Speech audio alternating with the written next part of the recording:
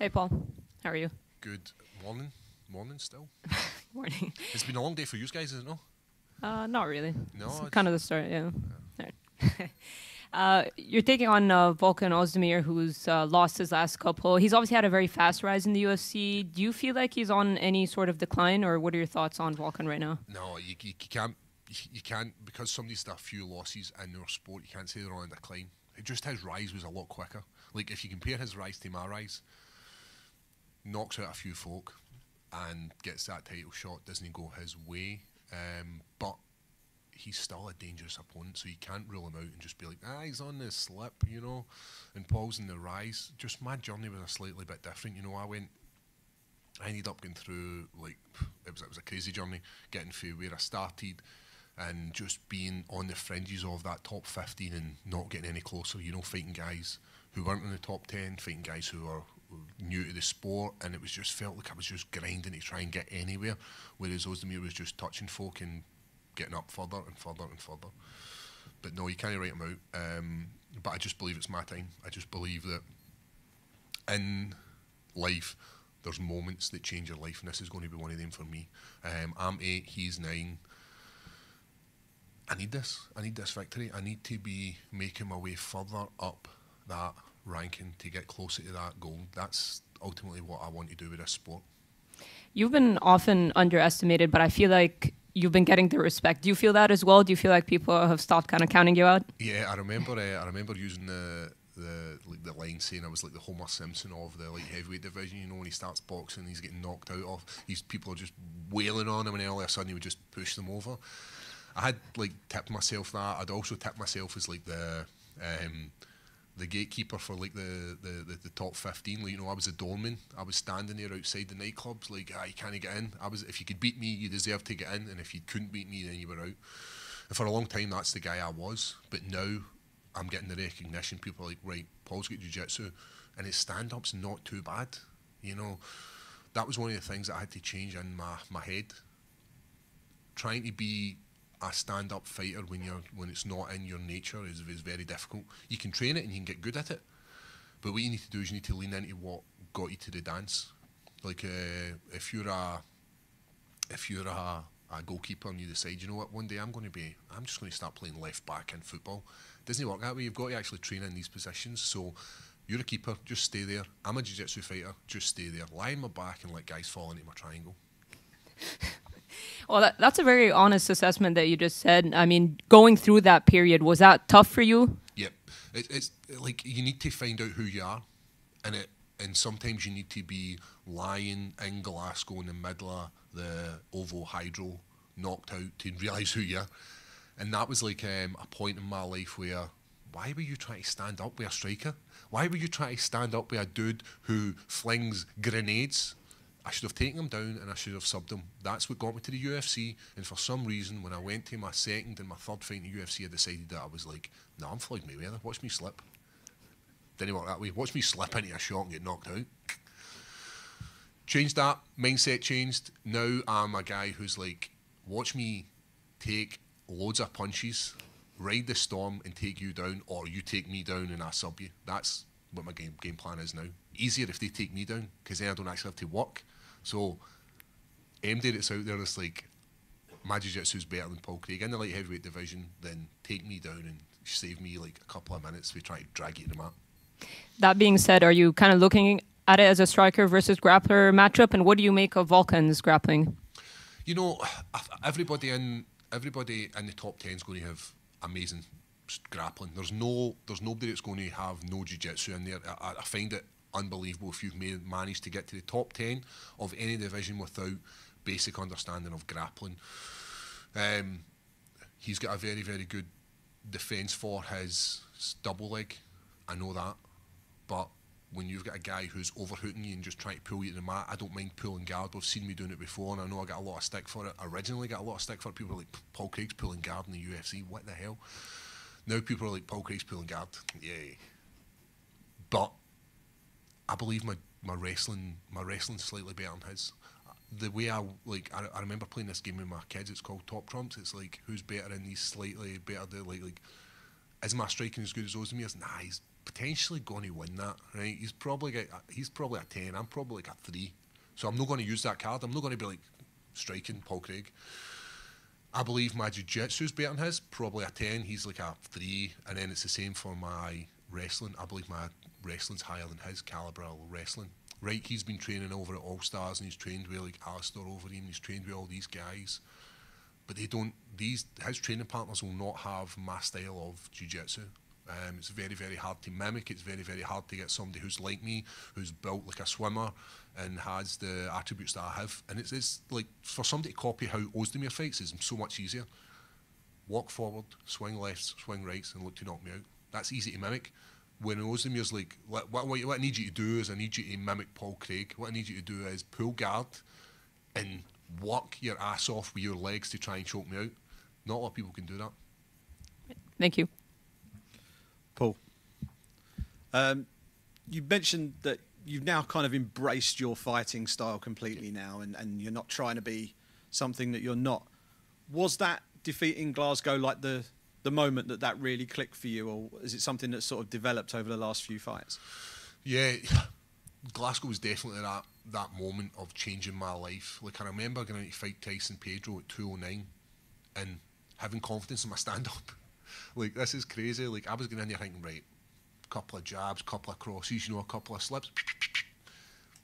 We'll see this out. We'll be in the MGM in no time, right?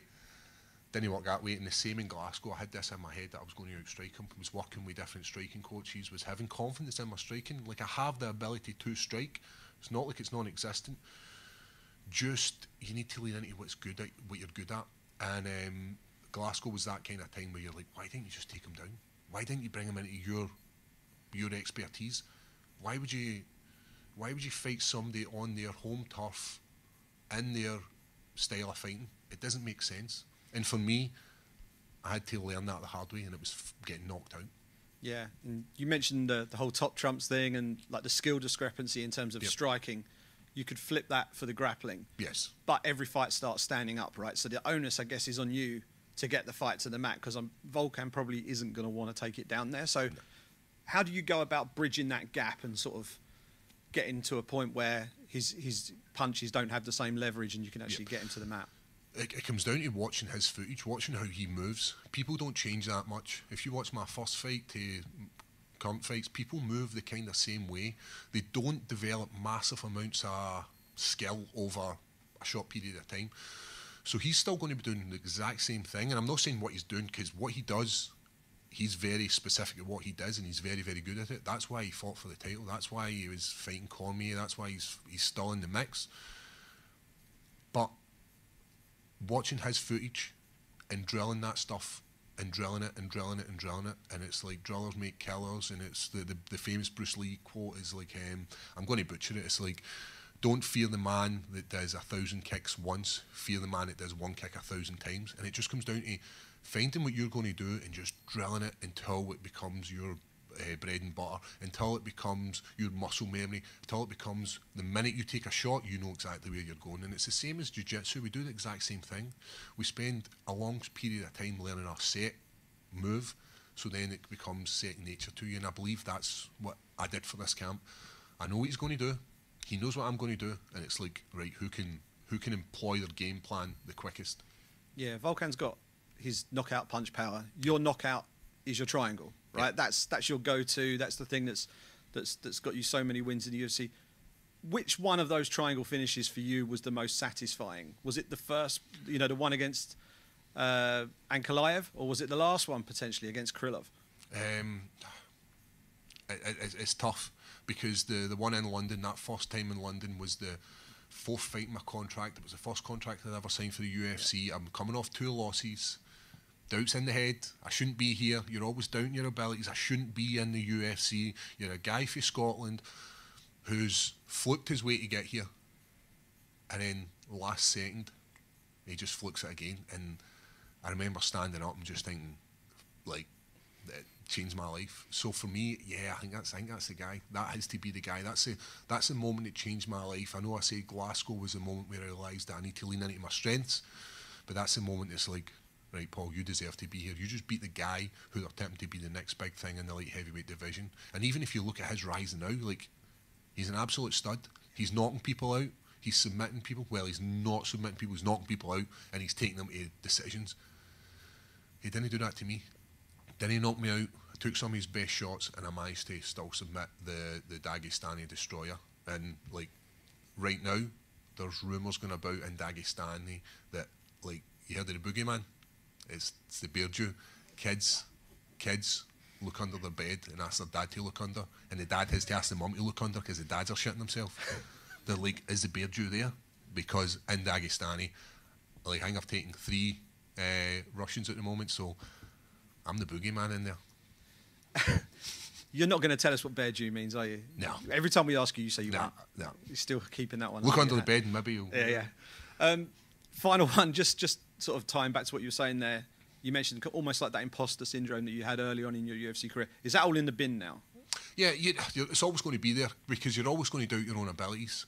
And the only way to do it, the only way to like improve it is to constantly work with the best that you can get. Like training with Tom Aspinall, training with guys who are better grapplers, and being able to survive these exchanges in boxing, going to boxing gyms, and that's only going to improve it because you're always going to be like, oh, am I good enough to be here? It's always going to be there. I imagine it's people who get really good jobs and they're like, I've kind of fluked myself into this. I shouldn't really be here. Like, there's always going to be times. It doesn't matter what sport you're doing or where you are in life. There's always going to be times where you're going to be doubting yourself. And I think it's a good thing to have. I think it's a thing that will keep you grounded. Whereas if you're so arrogant, you're like, no, I can't be touched in the world of work or in the world of sport. Then that's where you're going to fall very hard. Brilliant. Thank you. Well, obviously, it was sorry. Just over here. Great night for you last time, in UFC London. How do you think it goes down again, this weekend? I know on Saturday, I would love it to go the way of a triangle. Like, that would be 3 triangles in London. This is the 3rd time I've fought here.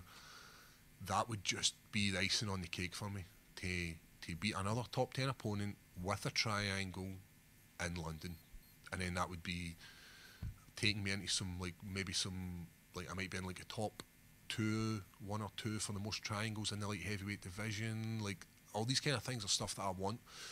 I don't need money, I don't need fame, I don't need any of that kind of stuff. What I want is stuff like to be remembered for that last minute submission or that last second submission, to be remembered for like getting beat up and then coming back countless times, to be remembered for like just what I did in the sport, be it the most triangles, be it receiving the most knockouts, be it whatever it is. I just want to be remembered within the sport. I want to look back in my career, and I want my kids and my family to look back in my career, and the kids to look back and be like, my grandpa or my dad or whoever it was fought in the UFC, and this is what he did, bum, bum, bum, bum, bum. And being part of that, like being put into the computer game was another moment in my life that changed, like, amazing. Having my daughters beating me up and knocking me out, that's what they do, like go to your room, stop knocking me out. But like, they're knocking me out, and I remember like they just released it, and within about 2 seconds I'd been already knocked out about twice, and I'm like, at least give me a bit of a chance. And they're going like heavyweights and just knocking me out. I'm like, so that kind of stuff, having like sports cards, the top trump cards, all this kind of stuff is just leading into like my legacy within this sport. And those kind of things, like the records, setting highest record for triangles and things like that, does that mean more to you than perhaps the title? Yes, I think so. I mean, the title will be amazing because you are in actual history, but all these kind of things, like, nobody remembers who was the champion before. Like, I know the champion now, I know the champion the last couple of times, so I'm actually watching it and being like, I need to know who these are. But champions come and go. I would like to be remembered for moments rather than just having the title and then walking off into the sunset. For me, it's about all these moments, the last seconds, the getting beat up and then coming back. They're worth more to me than a bit of gold. And what do you think about the new champion, Yuri Prochazka? I think, like, watching his fight and watching Glover, a man at 42, you're like, right, there's definitely scope, because I'm watching this thinking, I would have finished that. I'd have finished that as well. probably when you've done that and I've finished that, and then it gives you confidence in your own abilities. But then watching fights, it gives you this, like, people do it all the time, like like I'm out in like restaurants with my family or in nightclubs and people come up to me like, I would have done this, and I'm doing the exact same thing, watching, I would have done this, you shouldn't have done that. So it's watching fights, it lures you into this false sense of security where you're like, oh, I'd have just done this, I'd have just done this and won the fight within about 2 seconds. It's different, but it gives me confidence in my ability.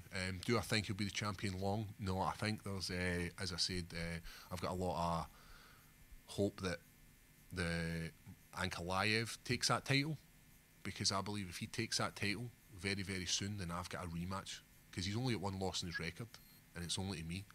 So I hope he does it. I hope he takes it, because then it's an easier route to the final for me. Hey, Tim from Sportskeeda here. Your 35th birthday is coming up in November. What does the future hold in your MMA career? I know. The 35 is my number, and it'd been my number for a long time. And the reason it'd been my number for a long time was because I didn't think the body would hold up. I thought training day in, day out, putting the body through what I put it through, it wouldn't hold up. Body's an amazing thing. It just keeps going. So that number changed, and I believe I've got another 4 or 5 years left. And I know I said, no, I need to leave at 35. I don't think there's ever been a fighter who's just left happily, like just left the sport and been like, I've still got more left in the tank, but I'm just going to leave the sport. It doesn't happen. Fighters are fighters for a reason. They're going to fight the rest of their life. And we see it right now. Guys are coming out of retirement just to fight one last time. I'll just have one more. I'll just have one more. I'll just have one more. When my career will end is when the UFC contract stops coming. I've said this before, where I don't want to take damage for anything less than the best. So for me, once the UFC contract stops ending, then it's time to walk away from the sport. Oh, that's a great answer. Thank you. Is light heavyweight the home for you? Because I imagine it's going to be harder cutting weight, sustaining on a diet of meats and tatties in the future, correct? Yep. So we did think about, like, we could probably move down weights and all this kind of stuff, but I just think light heavyweight's where I'm at. It's where I've not got the advantage of being the strongest, and I've not got the advantage to being the quickest, but what I've got is the advantage of dealing with guys who are muscly, guys who are very bullish and want to drop heavy mallets and prove themselves, loads of bravado in the light heavyweight division to knock people out, and I believe that's where I should be. We did do like DEXA scans and all that kind of stuff to see if we could actually make the lower weight classes, and it's impossible. Carry too much weight in between my legs. All good, thanks. There are a few people who were like, my man. Just one from me, Paul. Where are you at? Oh, sorry about it. Over here. Sorry, this side. I remember you said that when we last spoke that you wouldn't let your kids come to watch you fight. Yep. But now they're beating you up on the video game. Has your mindset changed on that at all? No, as I said, it doesn't even matter if you 100% know you're going to win. Even then, you can't bring your kids there. They don't have the option to decide yes or no, because if you say, oh, you want to come to the fight, they're going to say yes. But in that moment, you seen your dad getting punched in the face, like, that's horrible. I couldn't imagine watching my dad. Like, I would love to see my dad in his 50s, maybe he's like 60s, sorry, going out and dusting folk in the street. I think it'd be brilliant. But there's always that chance that he doesn't get the victory. So for me, you can't put your kids through that. They're young, especially girls. I've got this, like, I'm softer because I've got girls. I think I'd be a lot tougher if I was a boy. I'd be like, you're not man up, just die. Like, maybe hit me. I wouldn't. Maybe I would. No, I wouldn't. This guy's killing it. But no, I'm softer because I've got girls, and I try and protect them as much as I can for what I do as a sport. I feel bad sometimes because people come up to me and they take time. I was at a gig recently, and I was standing there with my daughter, and it was really busy, and this guy just came up. He was absolutely sloshed, and he's like, "Give us a picture." Like, it's the classic way somebody in Scotland asks for a picture. "Give us a picture." And I was like, "Aye, 2 minutes." So I like say to my daughter, like, stand there and I get a picture of the guy. "Bring your daughter in the picture." And I was like, "No, mate, you're not even getting a picture now, man, because you're just making an absolute ass of yourself." And that's like, I feel bad because my daughter's never asked to be involved in that. And I think that's the same as every Like, I'm not saying I'm a celebrity, but any sort of athlete, celebrity, they don't want their kids involved in it. But they need to be involved in it, and I feel bad because, as I said, it's not their choice. It was my choice to bring him into it. So if I can keep them away from it as much as possible, then I will. And I've said this before. One of the biggest things that I hate about being a fighter is what other kids will say to my kids about their dad being a fighter. The classic one would be, "I would knock your dad out." That's like, I imagine my kids hear that every single day of their life. "Well, I would knock your dad out." And it'll be hard for them. So I try and keep them away from it as much as possible. Paul, just a quick one from me. What would your advice be to Darren Till? Obviously, he's saying that he's going through his Tyson Fury moment. You've been through adversity as well. What would your advice be for him? You know, Dan Till's Dan Till. Dan Till's going to be a millionaire the rest of his life. He's got the skill, he's got the chat, he's got everything, and he's going to come back, and he's going to come back in a big way. The same as most fighters who have the skill of being able to knock people out. His striking is superb, and he was flattening people and then getting the ability. You rise quickly into these divisions, have that title shot. It's just a matter of time before the same thing happens again, because a guy like Dan Till has always got that skill set of being an outstanding striker. Not only this, excuse me, Dan Till's grappling is superb. His wrestling is grappling. Like, Dan Till is an amazing fighter. Is it a lonely place, though, when a fighter goes through something like that? Obviously, when you lost in Glasgow, how lonely is that for a fighter? Yeah, it's horrible, because people will come up to you and say, "Oh, it wasn't your night," but they don't know what you're going through. And even, like, you have 12 to 14 weeks at a hard fight camp, giving everything, like, not having niceties with your family. Like, I remember being in the pictures and eating a tub of pasta while my kids are tearing into popcorn and Skittles and all these kind of nice sugary sweets. Well, I'm eating this dry ass pasta in the cinema. And I've been in the cinema before. Like, I've been in the cinema and people have pulled out food, and I've been like, what are they doing? Pulling out food that stinks? I became one of the people. So all these sacrifices, and then somebody's trying to say to you, "Oh, it's fine. You'll come back. You'll be all right." It's not as simple as that. You've got to go through the emotional state of grief and all this kind of stuff that goes along with grieving.